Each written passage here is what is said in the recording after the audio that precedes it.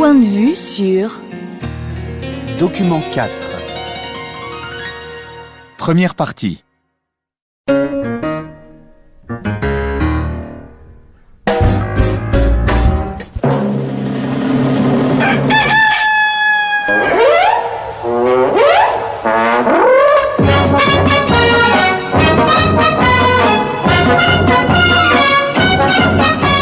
Moi, je découvre cette exposition parce qu'il faut vous dire que moi, je n'ai pas lu Astérix, donc je viens un peu différemment peut-être des autres gens. Et première minute, j'étais sur les planches. Mais ce que je trouve fascinant ici, c'est le regard de tendresse que je vois dans tous les regards, tous les gens qui sont ici, regardent tout ça avec une espèce de tendresse. Alors, ce qui m'intéresse en venant ici, c'est de me dire, mais pourquoi? D'où ça vient? Pourquoi ils ont cette tendresse vis-à-vis de quelque chose que moi je découvre et où je trouve qu'il y a quand même des choses un tout petit peu choquantes.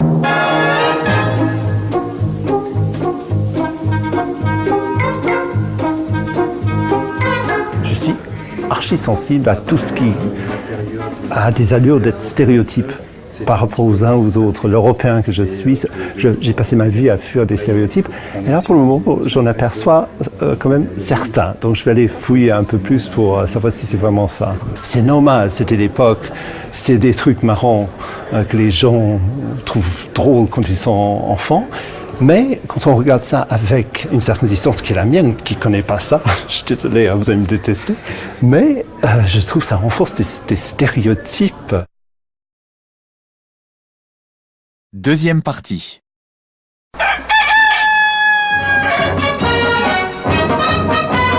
Si vous me dites qu'il y a des trucs sur les Anglais, le thé, etc., je crains le pire. Alors je lis par exemple les Bretons, c'est les grands Bretons, j'imagine, c'est nous, c'est les Britanniques, les Bretons, sont assis autour d'une grande marmite posée sur le feu, flegmatiques, ben voilà, un beau stéréotype, ils prennent le thé, voilà un stéréotype, en tenant leur bol délicatement. 3 stéréotypes dans la même phrase, voilà. Mais c'est rassurant, c'est sécurisant parce que on a des Bretons, l'image qu'on souhaite avoir. C'est-à-dire, nous, on se positionne par rapport à eux et on a un sentiment de sécurité parce qu'on n'est pas comme eux. Il y a un truc spécifique entre les Britanniques et les Français, c'est que nous vivons dans une espèce d'image d'épinal les uns vis-à-vis des autres depuis et qui sont figés dans les années 50. En fait, ce que j'essaie de vous dire, c'est que pour quelqu'un comme moi, un vrai Européen est tout simplement défini à travers ses origines et en plus à travers une espèce de panoplie de clichés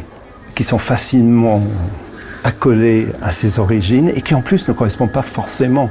Je veux dire, moi je suis un Britannique, j'aime le thé, mais la cérémonie du thé, j'en ai jamais fait, c'est plutôt japonais.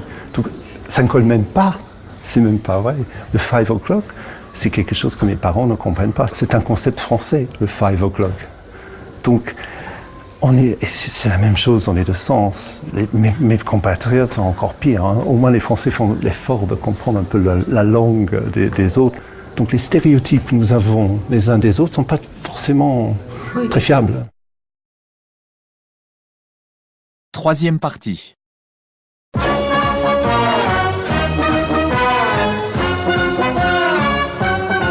Ce que je ressens là-dedans, c'est exactement ça en fait. Mon court séjour ici dans cette exposition, c'est une espèce de besoin identitaire de quelque chose de sympathique, de se reconnaître dans l'identité nationale par rapport aux autres, de reconnaître des valeurs sympathiques autour du fait de dire voilà, nous avons grandi ensemble, nous avons cette tendresse, nous sommes comme ça, les autres c'est un peu différent, mais c'est pas méchant. C'est une espèce de patriotisme joyeux et nostalgique que je trouve ici.